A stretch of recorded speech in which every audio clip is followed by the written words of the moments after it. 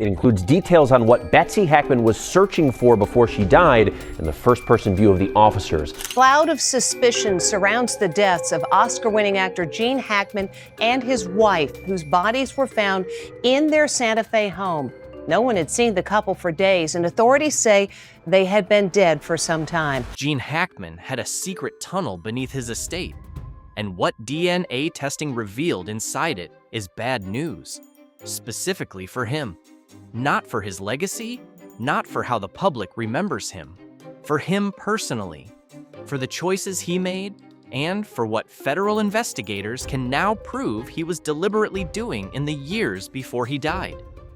The DNA findings triggered an immediate national security classification. Now with new details on the investigation into the death of actor Gene Hackman, including newly released video. The case was pulled from standard investigative channels within hours. And when you understand what the biological material inside that tunnel actually confirmed about Hackman's actions, not just the tunnel's existence, but what he knew, what he chose, and what he kept secret, the story stops being a mystery. It becomes a verdict. The surface story, nobody questioned. When Gene Hackman died at his $4 million Santa Fe estate in New Mexico, the official explanation felt like it wrote itself. He was 95 years old. His wife, Betsy Arakawa, had already passed. An elderly man, isolated in grief, withdrawing from the world until his body simply gave out. Betsy's cause of death was attributed to a severe viral infection. Police body camera footage shows deputies finding 65-year-old Arakawa dead in a bathroom. 95-year-old Hackman was found dead near the kitchen near the front door. Gene's was listed as heart failure. The narrative was clean. The narrative was human. The narrative was wrong. For most people, even the immediate appearance of federal agents at the estate barely registered. Police body camera footage showed deputies finding 65-year-old Arakawa dead in a bathroom. 95-year-old Hackman was found dead near the kitchen, near the front door. A man of Hackman's wealth and fame warranted procedural caution, didn't he? The FBI response was chalked up to standard protocol when high-profile estates change hands unexpectedly. The heavy steel gates, the motion sensors ringing the property, the thermal cameras mounted at intervals along the perimeter walls. Those were the expected eccentricities of a Hollywood legend who had spent decades fending off paparazzi. The non-disclosure agreements legally imposed on every person ever employed at the estate. Reasonable, private, understandable, and that's exactly what made it so effective as a cover story. The estate itself enforced the illusion. It sat enclosed behind solid stone walls, hidden entirely from the region's main road network. Decades of deliberate isolation had normalized every defensive measure. By the time Gene Hackman had fully withdrawn from public life, the compound was less famous as a celebrity retreat. Medical investigators believe the couple died about a week apart, with Arakawa dying of hantavirus first, while Hackman died of heart disease with Alzheimer's as a contributing factor days later. And more effective as a controlled perimeter. Nobody who drove past the property ever thought twice about it. That was entirely by design. Here's where it stops being explainable. When the first federal forensics team walked through the front door of the estate, they weren't walking into the aftermath of a quiet death. They were walking into a scene that had been deliberately managed. And the moment they ran the behavioral timeline, the real one, pulled from security server data, every clean assumption they had arrived with began to break. Medical investigators believed the couple died about a week apart, with Arakawa dying of hantavirus first, while Hackman died of heart disease with Alzheimer's as a contributing factor days later. Betsy Arakawa died 7 full days before Gene Hackman, 7 days during which the estate's entire telecommunications system recorded 0 outgoing calls, no emergency services, no family, no medical contact of any kind. For 7 days, a 95-year-old man with documented heart disease sat alone in a sealed compound with his wife's body and never once reached for the phone. Investigators pulled the central security server data from the ground floor. What they found wasn't the random, disorganized record of a man overwhelmed by grief. The bedroom furniture had been dragged from its original positions. Personal safes had been forced open. And on the very day Betsy died, Gene Hackman had manually entered the code to disable all internal surveillance cameras, while simultaneously keeping the outer perimeter alarms locked at maximum sensitivity. And here's what the timeline actually shows. That configuration isn't panic, that's architecture. It's the deliberate blinding of one system and the calculated preservation of another. An arrangement made by someone who understood exactly what they were doing and exactly what they needed to conceal. Behavioral analysts brought in to review the security data were unambiguous in their assessment. This was not emotional disorientation. This was the unmistakable signature of a deliberate containment process, designed to blind the internal environment while maintaining the outer barrier at full strength. This detail matters because of what the federal forensic record would confirm next, and because it is the first proof that what happened at that estate was not passive, it was chosen. And officials say Hackman's advanced Alzheimer's was so severe that he lived in their New Mexico house, or survived, might be the better word, for a week with his wife's dead body before he also passed away. Gene Hackman made a series of deliberate, knowing decisions to maintain and protect something beneath that property. The DNA analysis and the microforensic abrasion evidence confirm the physical proof of those decisions. That is what makes this bad news specifically for him, not just for public understanding of his death. The evidence doesn't describe a man caught up in circumstances beyond his control. It describes a man who knew exactly what he was guarding and chose, repeatedly, right up to the end, to keep guarding it. What LiDAR found in the bedrock. The physical inconsistencies forced federal agents to go deeper. Literally, LiDAR scanning equipment and thermal imaging arrays were deployed across the entire Santa Fe property. LiDAR, light detection and ranging, works by bouncing high-speed laser pulses off surfaces and measuring return time with extraordinary precision, allowing investigators to construct detailed three-dimensional maps of hidden voids beneath any structure without disturbing the ground above. Officials say Hackman's advanced Alzheimer's was so severe that he lived in their New Mexico house, or survived might be the better word, for a week with his wife's dead body before he also passed away. It is the same technology used to locate ancient cities buried beneath dense jungle canopies. Here, it was pointed downward through the floors of a dead man's home. During the very first scan pass, the system flagged a deep temperature anomaly. It extended from behind the wall of Gene Hackman's private library, dropping down through dozens of meters of solid New Mexico bedrock. Agents immediately cross-referenced the result against county civil planning records. What they found, or rather what they failed to find, confirmed the anomaly as something far more serious. The underground structure the LiDAR had just mapped in perfect three-dimensional detail did not appear anywhere in any civil planning record on file with the county. It had never been registered. It had never been disclosed. It didn't officially exist. The entrance was concealed behind a bookshelf.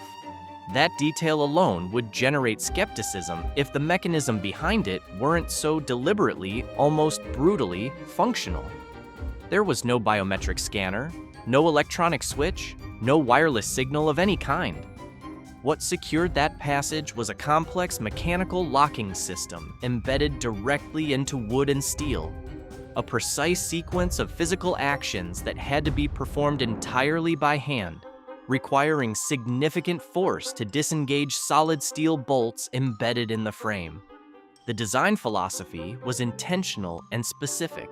A system that generates no radio frequency signature.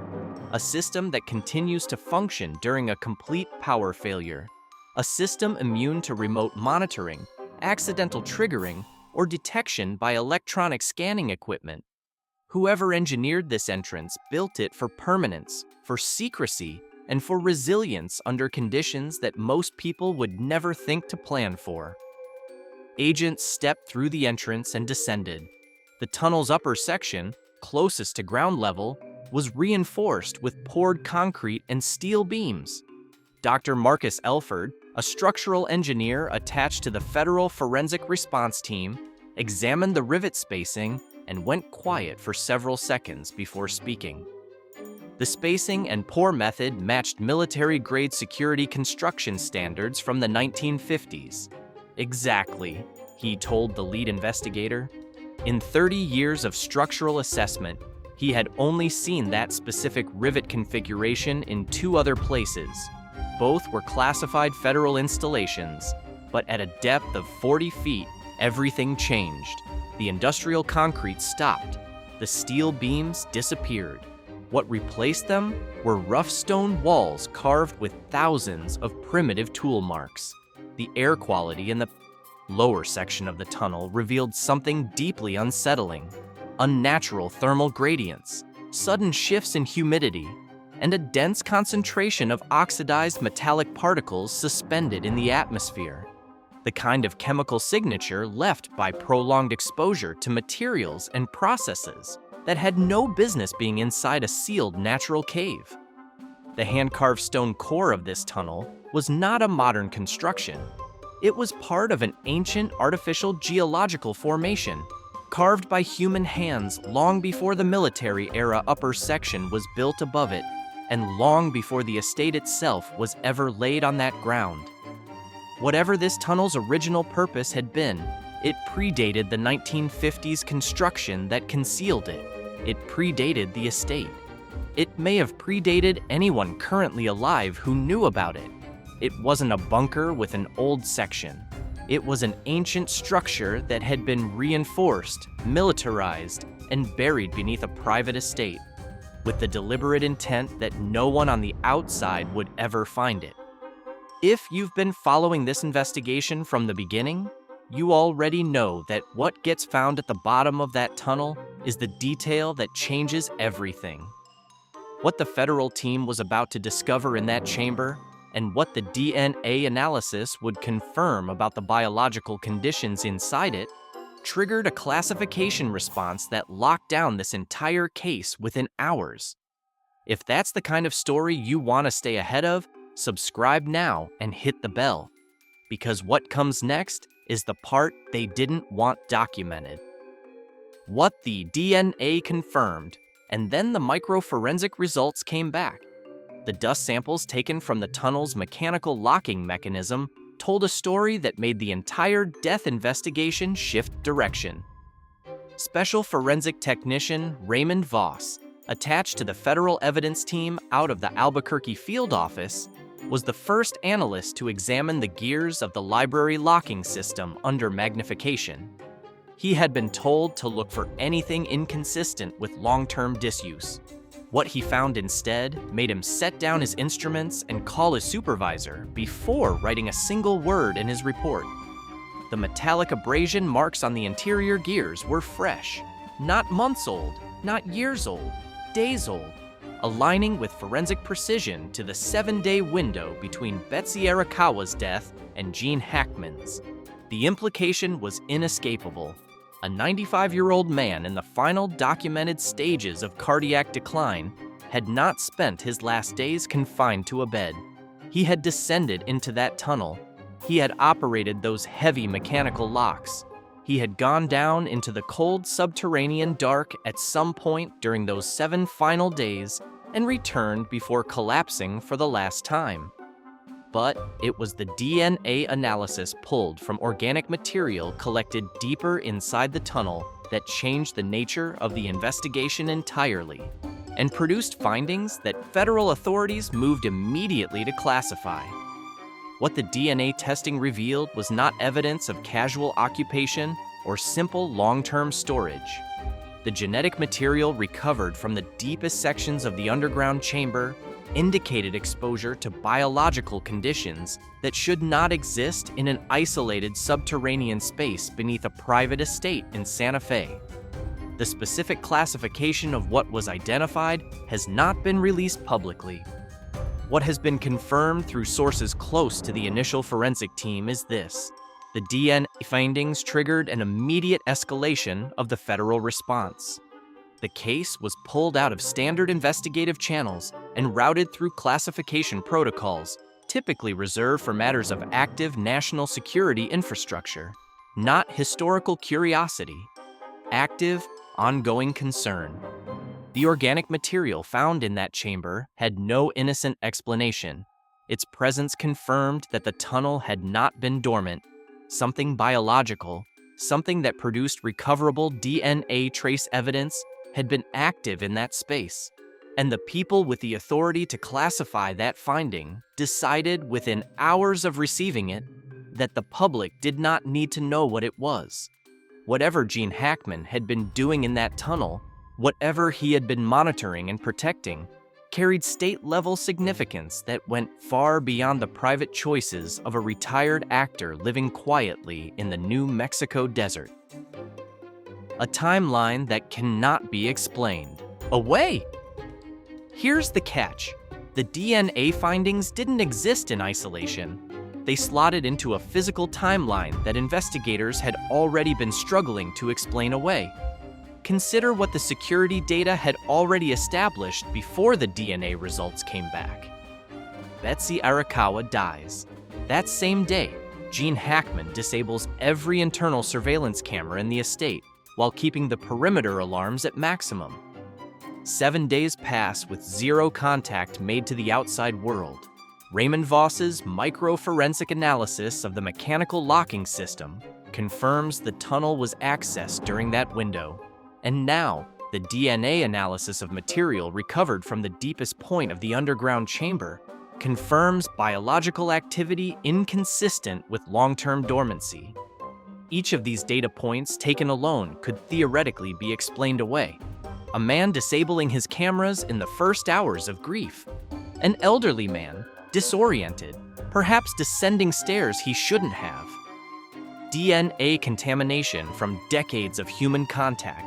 But stacked on top of each other in sequence, the explanations collapse because they all point in the same direction, toward a man who, in the last days of his life, with a failing heart, was performing specific tasks in a specific order, not randomly, not emotionally, with the methodical precision of someone executing a protocol they had performed many times before.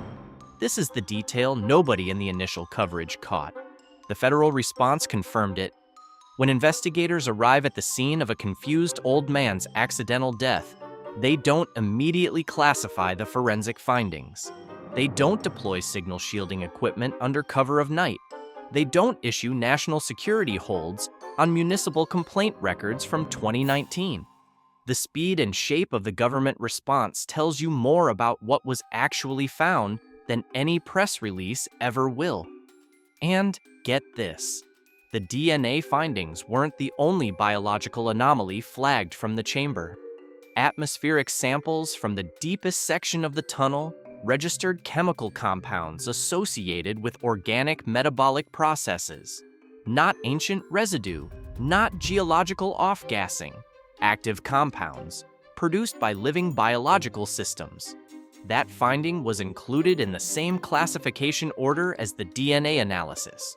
Both were sealed within the same 12-hour window. Now, the investigation team is descending with that knowledge, moving toward the far wall of the chamber where the analog cable terminates, toward the structure at the end of it. And what they are about to find is going to reframe everything they thought they understood about what Gene Hackman was doing in that estate. The chamber at the bottom. When the full investigation team reached the base of the tunnel, they entered a chamber that dismantled every framework they had brought with them. The natural stone floor had been deliberately leveled. Its surface was engraved with a complex system of astronomical coordinates, a precise mapping of planetary orbits that implied advanced mathematical knowledge completely inconsistent with casual private use. Wooden crates were scattered across the floor, containing metallurgical components of unknown origin. Many cast as single solid pieces with no welding seams, a manufacturing method with no precedent in documented early 20th century industrial metalwork. But none of that was what stopped the room. Embedded along the rough stone wall, secured with corrosion-resistant metal brackets, was a closed-circuit communication system. A thick coaxial cable, insulated with dense industrial rubber, penetrated directly through the wall above and cut through dozens of meters of solid bedrock before terminating in the heart of the underground chamber. Electrical systems analyst Dr. Claire Souza, on secondment from a federal infrastructure assessment unit, was brought in to evaluate the circuit. She confirmed on the record that this was not a relic from an old renovation. When she traced the power source and found the localized alkaline battery array operating completely independently of the estate's electrical grid above, sized and configured to run without interruption, even during a total surface power failure, she told colleagues it was one of the most deliberate pieces of electrical infrastructure she had assessed outside of a classified facility. The system was active, its protective casing showed clear evidence of regular cleaning and deliberate maintenance, performed with consistent care to resist the humidity levels present in the cavern. When Souza dismantled the physical connectors to examine the interior, she found no microphone, no speaker, no mechanism for voice communication of any kind in either direction. The cable terminated in a large mechanical signal transducer, a device whose sole function was to be pressed against solid surfaces and capture extremely low-frequency vibrations, minute pressure fluctuations, subtle movements traveling through the dense stone walls, converted into electrical signals. Those signals were then transmitted upward through the buried cable, directly to a concealed monitoring speaker inside Gene Hackman's private living quarters above. For an unknown number of years, Gene Hackman had not simply been living in that estate. He had been stationed there, listening, not to voices, not to broadcasts, not to the outside world, but to the vibrations of whatever was pressing against the far side of a sealed wall, 40 feet below his bedroom floor. The door that could not be opened at the terminal end of that analog cable, bonded with industrial epoxy to the deepest structure at the farthest wall of the chamber, where the cavern narrowed into an unnatural constriction, was a massive iron door. It was not made from modern ballistic materials. It was carbon steel, weathered by considerable age, completely flat. No external handle, no mechanical lock, no electronic keypad, no visible hinges on either face. Every seam along its perimeter, every point where the door met the natural stone frame surrounding it, had been sealed with continuous weld lines, unbroken, permanent, applied entirely from the exterior. This is the detail that broke the investigative framework completely. A bunker door is built to protect those inside from intrusion. The handle, the bolt, the hinges, the locking mechanism, all of it exists so the people inside maintain control. They can open it, they can exit. But a door welded permanently shut from the exterior, with no mechanism on either face, follows a completely different logic. It is not a door built to protect. It is a door built to contain, to seal, to ensure that whatever is on the other side stays there, permanently and unconditionally. When this single detail reached the federal investigators, it inverted the entire narrative of the estate above. The towering stone walls, the strict confidentiality agreements that legally erased every employee from public record, the total isolation from the surrounding road and utility infrastructure, Gene Hackman's deliberate disabling of his own internal surveillance cameras in the hours following his wife's death. Assembled together, in the light of that welded steel door, not one of these measures reads like the privacy precautions of a famous man tired of cameras. He was not protecting himself from the world. He was protecting the world from whatever existed on the other side of that sealed barrier. For years, possibly for the last 2 full decades of his life, Gene Hackman had been the sole civilian warden of a geological containment structure, using the estate's perimeter defenses to prevent accidental access to the tunnel entrance, relying on the analog cable and the monitoring speaker to continuously track the pressure, the rhythm, and the vibrations of whatever the iron door was holding back, verifying day after day that the physical seal remained unbroken. The magnitude of what he had been carrying alone was revealed most clearly in what the federal authorities did next. They had plasma cutting equipment on site, industrial-grade tools capable of breaching any steel structure within minutes. Not a single agent present was authorized to activate it. National security specialists stood before that rusted door, analyzed the weld lines, documented the astronomical star map carved into the floor, and made one decision: everything stays sealed. The barrier does not get breached. They refused to open what one man had spent his entire life keeping closed. The information locked down. The moment technical reports detailing the welded door, the listening cable, and the classified DNA findings reached Central Command, evidence collection at the site was halted entirely. A total information lockdown was imposed across the area. No forensic documentation was released to the press. Local reporters attempting to approach the perimeter were turned back by military police. Ownership of the surrounding forest land was placed under special government control, justified under urgent national security provisions. Every Freedom of Information Act request seeking the structural plans of the site was denied under the highest available classification protocols. This is the detail that should stop you cold. And then the data erasure was discovered. Independent investigators attempting to retrieve municipal records found that resident complaints filed between 2019 and the present, reports submitted by people living several miles from the estate, had been systematically removed from every state database accessible to civilian researchers. Those complaints had described a recurring low-frequency mechanical vibration emanating from underground, occurring with regularity at approximately 2 a.m. Civilian seismic sensors had recorded these disturbances at the time.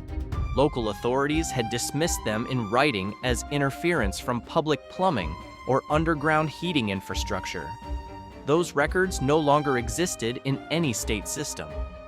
The unmarked military transport convoys that arrived at the property under cover of night in the days following the estate's discovery carried signal shielding technology.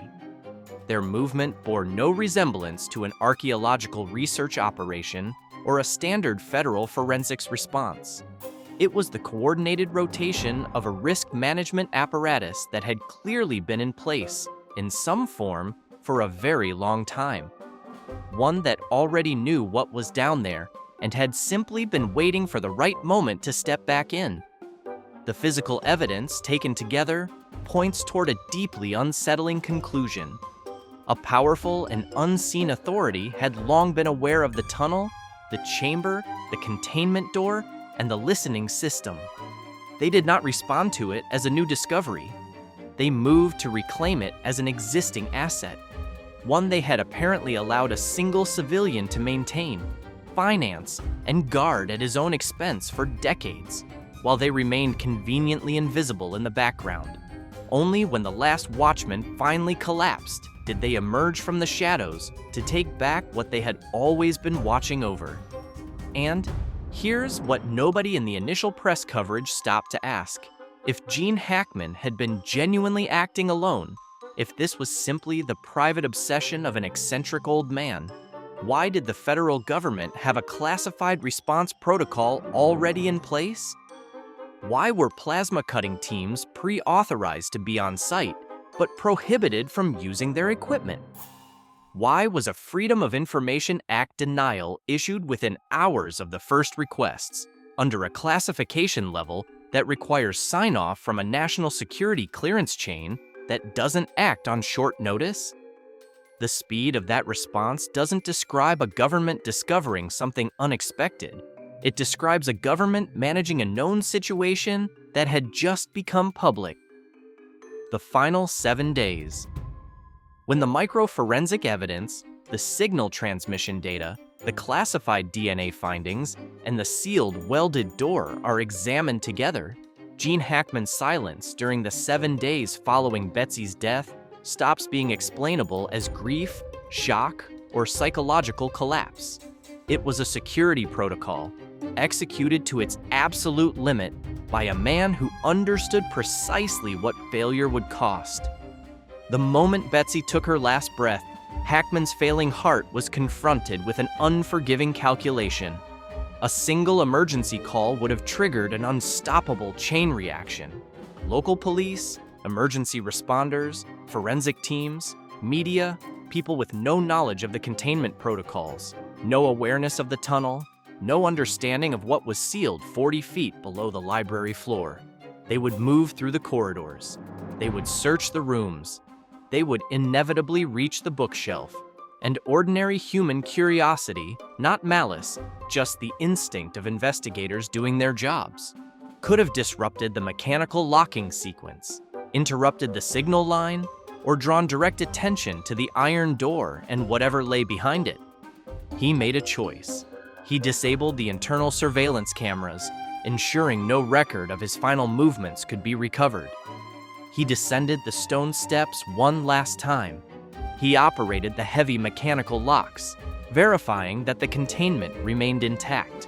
He returned to the surface, and inside the sealed, silent house, with the monitoring speaker in his private quarters still transmitting the low-frequency rhythm from the bedrock below, he sat down and listened until his own heartbeat finally stopped. The incident in Santa Fe was closed without public explanation. The anomalous engineering structures, the astronomical coordinates, the classified DNA findings, the active analog monitoring circuit, none of it was ever going to be resolved through a standard investigation. It was managed, transferred, and buried a second time. This time, beneath classification protocols rather than bedrock. Control passed from the trembling hands of one aging civilian into the silent, calculated machinery of a government apparatus that had apparently never fully walked away. The agents withdrew. The LiDAR systems were packed and removed. The estate disappeared from accessible public record. Beneath the bedrock, the corroded iron door remains, its welds unbroken. And far below the surface of the Santa Fe desert, beyond the reach of ordinary perception, that low-frequency vibration continues its mechanical rhythm, exactly as it did when Gene Hackman was alive to hear it. Whatever he spent a lifetime listening to is still there. Only the one who listens has been replaced. If this story raised more questions than it answered for you, it should. Subscribe for more investigations that go where the official record stops. New videos every week.